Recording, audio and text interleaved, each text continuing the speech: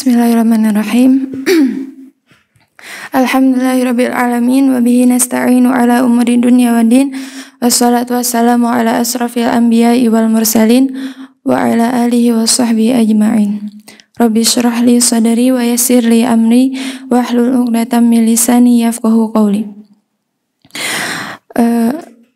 Alhamdulillah, Allah masih memberikan kesempatan pada kita berupa nikmat iman, Islam, ihsan, dan juga nikmat sempat bertorabul ilmi di tempat yang semoga Allah senantiasa memuliakannya. Sholawat serta salam senantiasa Allah curah limpahkan kepada junjungan kita, yakni Nabi Muhammad sallallahu alaihi wasallam.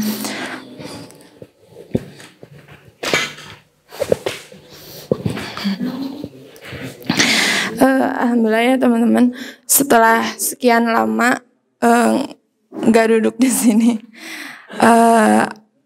Sebenarnya ini bukan bagian saya, cuman ini mah pengen refreshing gitu ya. Udah karena selama ini teh bosen gitu ya, berkecimpung dengan kurma dan menghitung uang. Jadi pengen refreshing dulu gitu. Jadi kemarin teh pernah dikasih tugas sama Ustadzah buat ngisi kajian, cuman gak sempet gitu ya. Dan tapi saya udah bikin materinya, makanya sayang banget kalau misalnya gak diamalin lagi gitu ya. Jadi kemarin tuh dikasih tema gitu, kamu bersama siapa yang kamu cintai, kayak gitu. Maka saya ambil idola dan cinta. Nah teman-teman, kalian pernah kan mengidolakan seseorang, pernah kan? Nah kalau kata Ustadzah gitu ya, idola itu ketika kita mengidolakan seorang itu, maka otomatis apa yang kita lihat adalah kebaikannya aja. Apa yang kita lihat adalah bagusnya aja. Apa yang kita lihat adalah hal yang spesial yang ada pada dirinya aja gitu ya. Yang zahirnya, yang terlihat seperti cantiknya, tampannya, pintarnya, apalagi dan sebagainya gitu ya. Nah, tapi ketika kita tahu sedikit aja gitu ya dan kekurangannya gitu ya, maka yang dirasakan adalah kekecewaan gitu, karena kita udah terlanjur cinta, karena kita udah terlanjur menaruh harapan sama orang itu gitu ya, menaruh harapan besar kalau misalnya orang itu bakal suka balik atau gimana gitu ya. Tapi ternyata dia teh kayak gitu ya. Terus makanya kalau misalnya kita mau berlabuh dalam cintanya manusia, maka silakan aja gitu. Tapi harus hati-hati, karena kamu nggak akan pernah tahu badai apa yang akan menerjang di depan gitu ya. Maka cintailah manusia itu sewajarnya. Jangan berlebihan, karena cinta yang benar itu hanya cinta sama Allah. Terus gimana nih? Maka cinta yang benar hanyalah cinta sama Allah. Kenapa? Karena hanya cinta kepada Allah yang gak akan pernah bertepuk sebelah tangan, karena hanya Allah yang mengerti berbagai gejolak di hati, karena hanya Allah yang mengerti gelombang kepala di kita. Karena kata Allah kan, innahu alimun bidatis sudur gitu ya. Allah itu tahu apa yang ada dalam hati kamu gitu ya. Walaupun kamu gak ngomong, walaupun kamu belum kamu ngomong sama Allah, tapi Allah udah tahu duluan gitu ya. Gimana capeknya kamu, gimana keselnya kamu, gimana kamu hari ini gitu ya. Itu Allah udah tahu. Nah teman-teman, Jadi gimana caranya biar kita bisa jatuh cinta sama Allah, biar kita bisa bangun cinta sama Allah gitu ya. Tentunya kalau kamu mau jatuh cinta sama Allah, cintai juga apa yang dicintai Allah. Apa? Al-Quran sama sunnahnya Rasulullah SAW.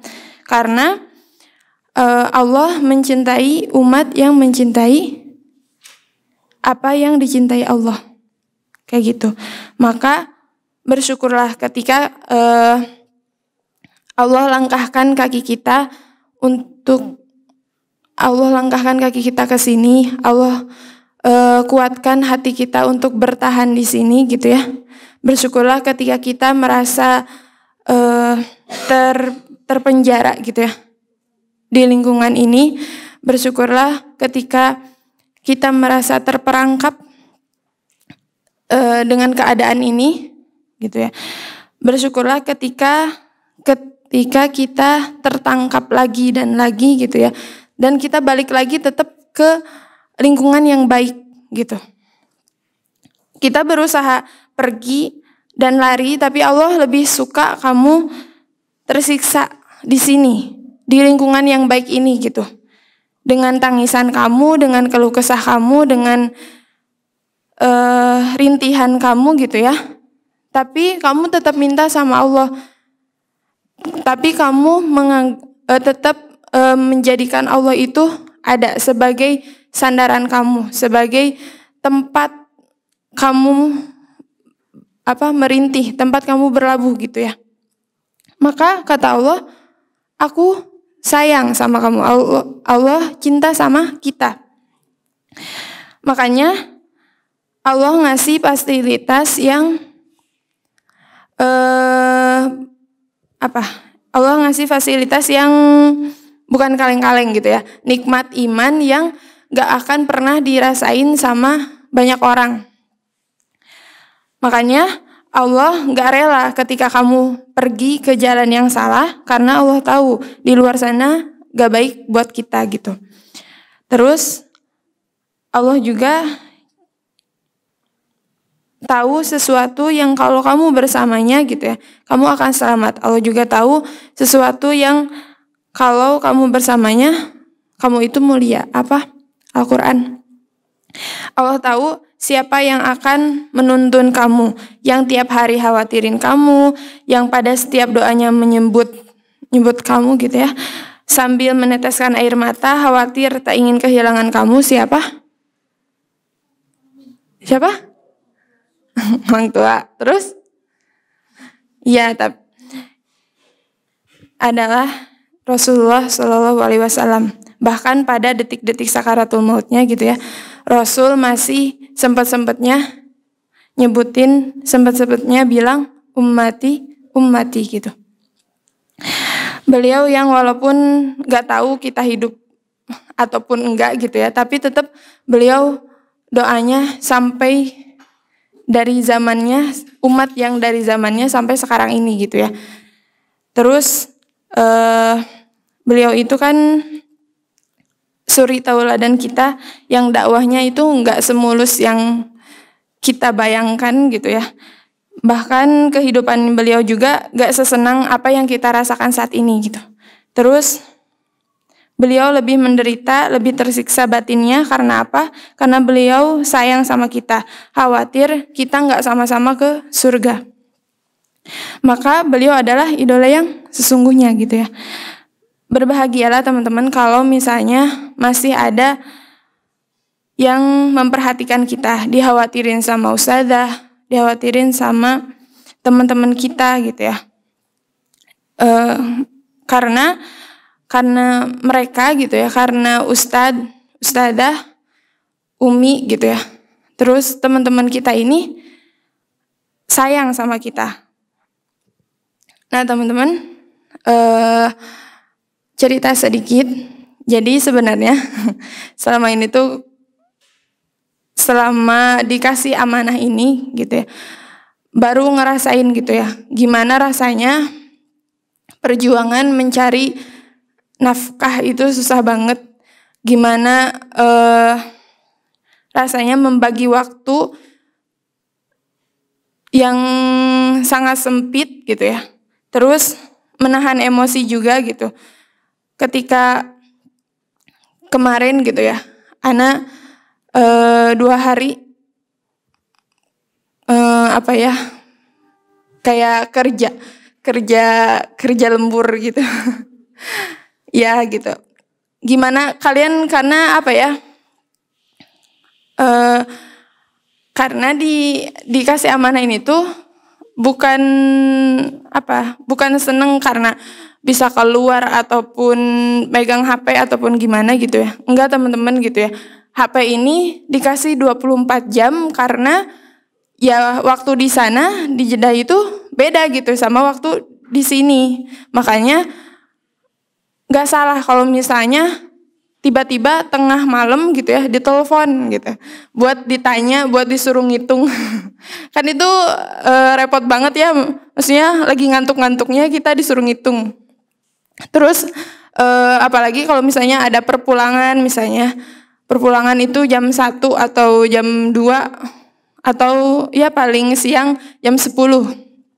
Itu kalau misalnya ada perpulangan jamaah dan kita baru pulang, sedangkan di sini kita berangkat pagi misal, pulang malam, kalian udah pada tidur, jadi kalian nggak tahu kalau kita pulangnya malam gitu.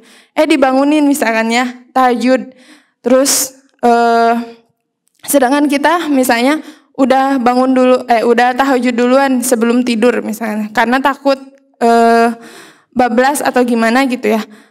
Makanya suka kayak kesel gitu ya kalau misalnya dibangunin. Udah kalian mah nggak tahu gitu ya. Anak teh di sini teh kita itu gitu ya yang bertugas di sini tuh baru pulang gitu. Jadi makanya afwan gitu ya kalau misalnya kayak kemarin-kemarin gitu ya, habis pulang kerja atau capek banget gitu ya, tiba-tiba ya itu ujiannya gitu ya. Kita berusaha mengendalikan emosi kita, mengendalikan mood kita gitu ya.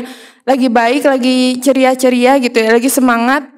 Tiba-tiba freezer misalnya, freezer banjir misalnya kayak gitu ya. Ya Allah itu teh capek banget ya buat ngurusinnya teh. Tapi ya kayak gitu. Harus ikhlas, harus tetap kalem gitu ya. Tetap santai, tetap sabar gitu ya, sok we lakuin gitu ya. Nah begitupun Ana gitu ya, Ana juga nggak tahu kalian di sini teh kayak gimana kegiatannya gitu ya. Yang Ana tahu ya sekedar KBM dan kajian dan sebagainya gitu ya. Emang gitu ya, antum nggak tahu Ana gimana dan Ana juga nggak tahu antum kayak gimana gitu ya. Makanya kalau misalnya ada lisan-lisan yang terdengar menyakitkan gitu, ya gimana lagi gitu ya, karena kita itu nggak bisa pengen dimengerti sama orang, tapi kita harus ngertiin orang gitu ya. Nah terus jadi teman-teman, makanya kenapa saya bilang di awal tadi untuk bersyukur, diingetin sama teman kita, dikhawatirin sama teman-teman kita, sama ustadz-ustadzah kita gitu ya.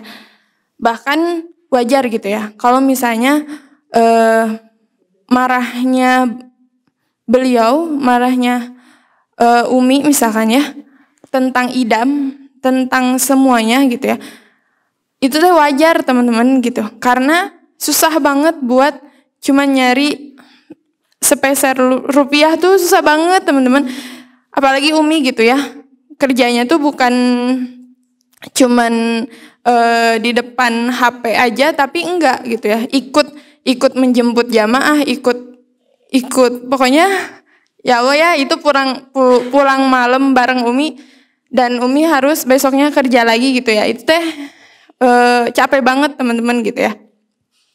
Makanya sok gitu, manfaatin waktu yang ada di sini, manfaatin waktu ziyadahnya, karena kerasa sama Ana gitu ya. Pas di sana yang kalian tahu mah ya sama weh, datang duduk udah weh ya, nunggu pelanggan, enggak gitu ya.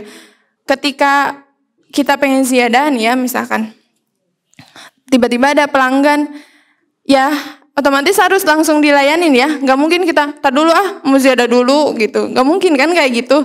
Makanya gimana rasanya kalau misalnya kita punya waktu khusus tapi diganggu itu tuh, ya gimana lagi, harus berlapang dada gitu ya untuk ngurusin itu.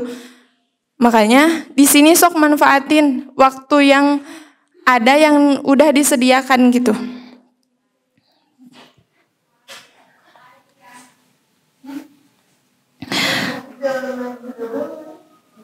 Makanya jadi teman-teman, ketika ada teman kita yang misalnya risih gitu ya sama keadaan kita, kehadiran kita mengganggu hatinya gitu ya, kita maafkan mereka gitu. Karena mereka nggak tahu keadaan kita, pun sebaliknya kita juga nggak tahu keadaan kalian, keadaan mereka gitu. Maka saling memaafkan, saling menasehati gitu ya. Eratkan ukhuwahnya, kuatkan cintanya. Bagi anak tuh senyebelin-nyebelinnya kalian gitu ya, tetap kalian teh penghafal Al-Quran. Tetap kalian tuh yang setiap harinya tuh lisannya basah gitu ya sama Al-Quran. Yang kayak tetesan air mata kalian tuh kayak berharga banget gitu. Yang setiap harinya tuh hatinya tuh senantiasa dikuras gitu ya. Dan makanya dengan apa lagi gitu ya, dengan cara apa lagi kita ini gitu ya dibersihkan, hati kita ini dibersihkan kalau bukan dengan Al-Quran kayak gitu. Jadi teman-teman ya tadi gitu ya, nitip ini Maya kata Ustaz Saiful ya, belajarlah untuk mengerti keadaan orang, belajarlah untuk ngertiin orang, bukan untuk dimengerti sama orang kayak gitu. Karena lewat lisan-lisan ini gitu ya, kita banyak belajar, kita banyak bersabar, suka dukanya Allah tahu gitu. Maka maafkan, lapangkan hatinya, semoga dengan itu Allah lapangkan juga kemudahan pada kita gitu. Mungkin segitu aja yang dapat saya sampaikan, kurang lebihnya mohon maaf. Ditutup saja dengan doa, Rabbana atina fid dunya hasanah wa fil akhirati hasanah wa qina adzabannar. Assalamualaikum warahmatullahi wabarakatuh.